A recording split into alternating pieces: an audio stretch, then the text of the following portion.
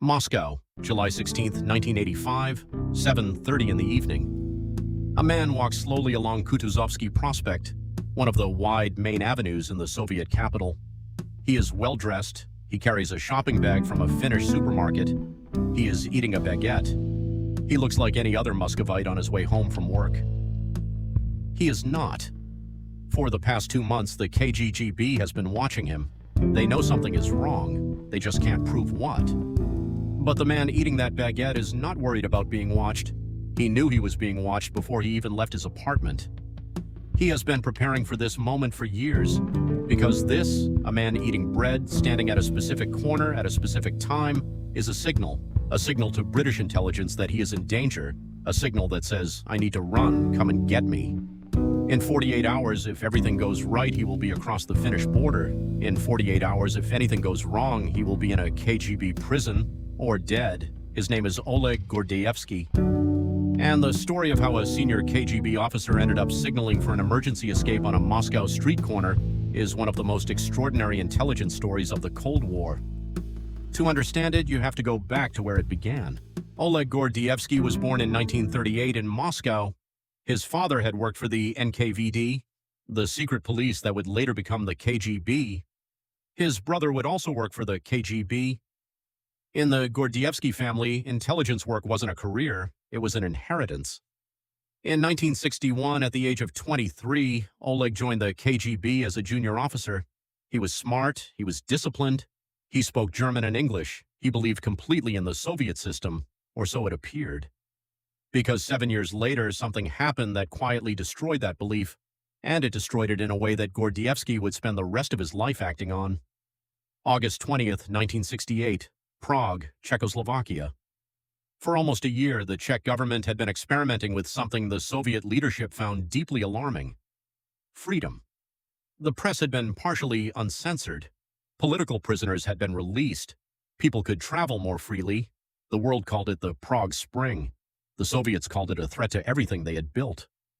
On the night of August 20th, the answer came. 250,000 Soviet and Warsaw Pact troops crossed the Czech border. By morning, tanks were rolling through the streets of Prague. Students stood in front of armored vehicles.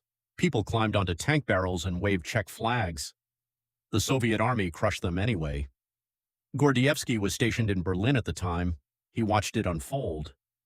And something in him broke. He had believed that the Soviet Union stood for something, a better future, a fairer society, a world without exploitation. And here was that same Soviet Union sending tanks to crush people whose only crime was wanting to read a free newspaper. He later said, "I was ashamed that my country had done this." But what could he do?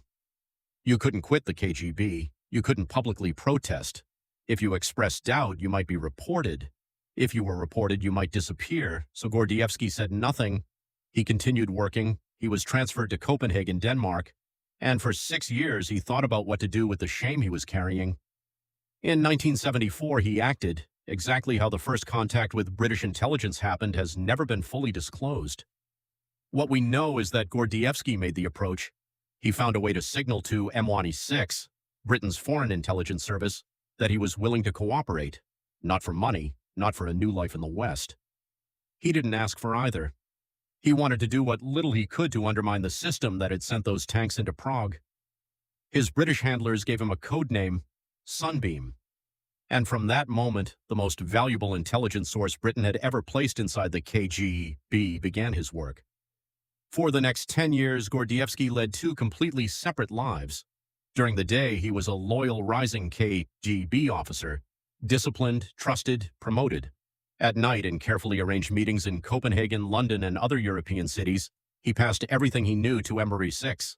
Names of Soviet agents in Western Europe, KGB assessments of Western leaders, Soviet military thinking, and then in late 1983, he passed something that historians now believe may have prevented a nuclear war. November 1983, NATO launched a large-scale military command exercise called Able Archer 83.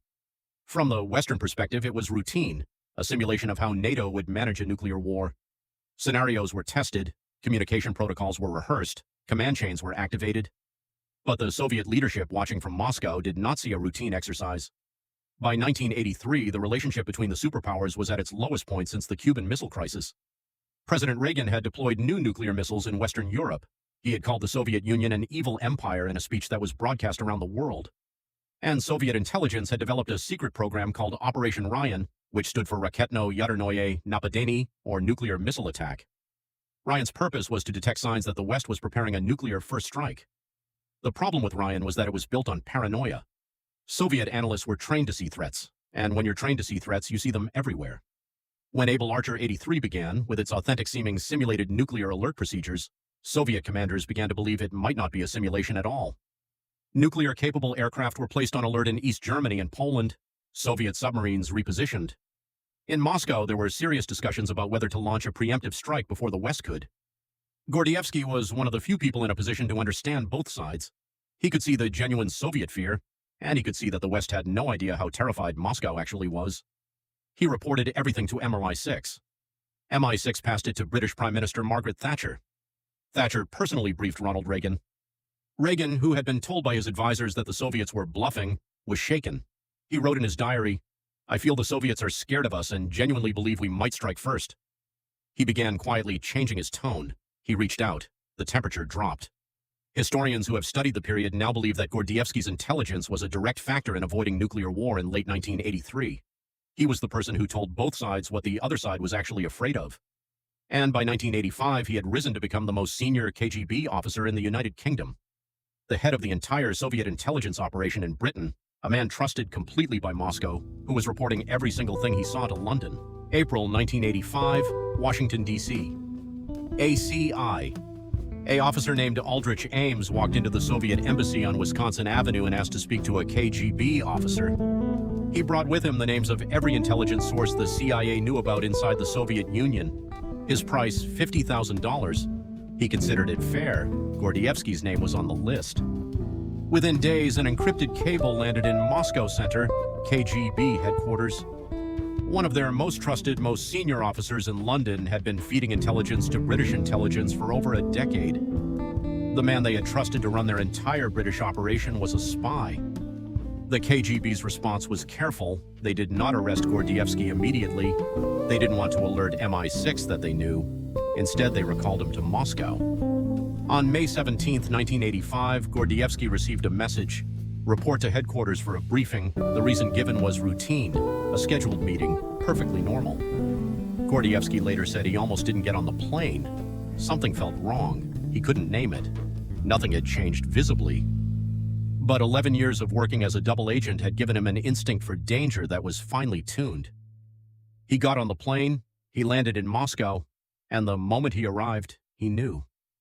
The reception was slightly off. The faces of the officers who met him were careful in a way that didn't fit a routine visit. Nobody said anything. But Gordievsky understood what the silence meant. 2 weeks later, he was called in for what they described as an informal meeting with senior colleagues. They offered him food. They offered him brandy. He didn't want to drink the brandy. In his position, at this moment, being offered a drink was not a good sign, but refusing would have been worse. He drank it. What followed was a KGB drug-assisted interrogation. The brandy had been laced with a substance designed to lower his resistance. For hours, senior officers questioned him about his contacts, his travels, his meetings in London. They implied they already knew. They waited for him to fill in the details. Gordievsky said nothing. He denied everything, calmly, consistently, even through the drug. And he knew that the longer he stayed in Moscow, the higher the chance they would find enough evidence to arrest him. He had one option, an emergency signal that he and MI6 had agreed on years before. One that required no technology, no communication at all, just a man eating bread on a street corner. July 16, 1985, 7:30 p.m. We're back to Kutuzovsky Prospect, the man with the baguette. The signal was precise. Gordievsky had to stand at a specific location, at a specific time, on a specific day. He had to be eating a specific brand of food. The Finnish baguette was part of the prearranged code. MI6 officers would be driving past. If they saw him, they would acknowledge with their own signal a particular shopping bag from a British supermarket, held in a visible way. That was it. No words, no notes, no technology. A man eating bread, a shopping bag visible through a car window, and both sides knew the escape was on. 2 days later, Gordievsky told his KGB handlers he was going for a run in the countryside near Leningrad. He was known as a runner. It was believable. He boarded a train north. He did not tell his wife where he was going. He did not say goodbye to his daughters, Anna, who was 5, and Maria, who was 3. He had no choice. If they knew, they would be interrogated, and they would not be able to lie. He left them sleeping. Near the Finnish border, a car was waiting at a prearranged spot on an empty road. Inside, 2 MI6 officers traveling with British diplomatic passports with their families as cover. Also inside the car, a specially modified boot, a trunk lined with insulating material designed to defeat the thermal sensors at Soviet border checkpoints. July 19th, early morning. Gordievsky climbed into the boot, the lid closed. He was in complete darkness. The car drove toward the Vaalimaa border crossing into Finland. Soviet border guards were thorough. They checked documents, they searched vehicles, and they used dogs.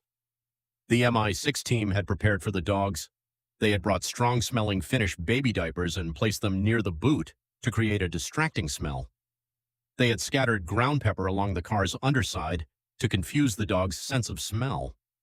The border guard approached the car. He checked the diplomatic passports. He looked at the family sitting in the front and back seats. A dog came around to the rear of the vehicle. It sniffed. It hesitated. It sneezed. The handler moved it on. The barrier lifted. The car rolled across the border into Finland. In the boot, in complete darkness, unable to see or hear what was happening, Gordievsky felt the change in the road surface beneath him. Smooth asphalt, Finnish road. He knew what it meant. He was free. He was flown from Finland to Britain.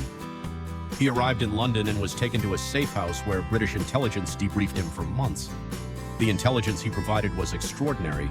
Names of Soviet agents across Western Europe, details of KGB operations that had never been detected, the full structure of how Soviet intelligence operated inside NATO countries. Margaret Thatcher later said he was one of the most important intelligence sources Britain has ever had. But there was a cost. His wife Layla was left behind in Moscow. His daughters Anna and Maria were left behind. For 6 years, they were interrogated, harassed, and restricted by the KGB, who couldn't believe she didn't know. She hadn't known. He had protected her by telling her nothing. For 6 years, Gordievsky didn't know if he would ever see them again. Only after the Soviet Union collapsed in 1991 were they allowed to leave and join him in Britain. The man who betrayed him, CIA officer Aldrich Ames, was arrested in 1994 and sentenced to life in prison. He had sold the identities of more than 100 intelligence assets to the Soviets.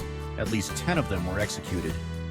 In 2007, a Russian court convicted Gordievsky in absentia of treason and sentenced him to death. He wasn't in the courtroom. He wasn't even in the country. He lives somewhere in southern England today under a protected identity. He is still alive. He is still briefed by British intelligence, and the Russian government still wants to find him. But what Oleg Gordievsky gave to the world was something that can't be taken back. He told both sides, at the most dangerous moment of the Cold War, what the other side was actually afraid of. And in doing so, one man with a shopping bag of Finnish bread may have helped prevent the war that would have ended everything. If you want to know more about the intelligence agents who shaped the Cold War, watch this next. Or find out what happened when the CIA ran their own spy inside the Kremlin.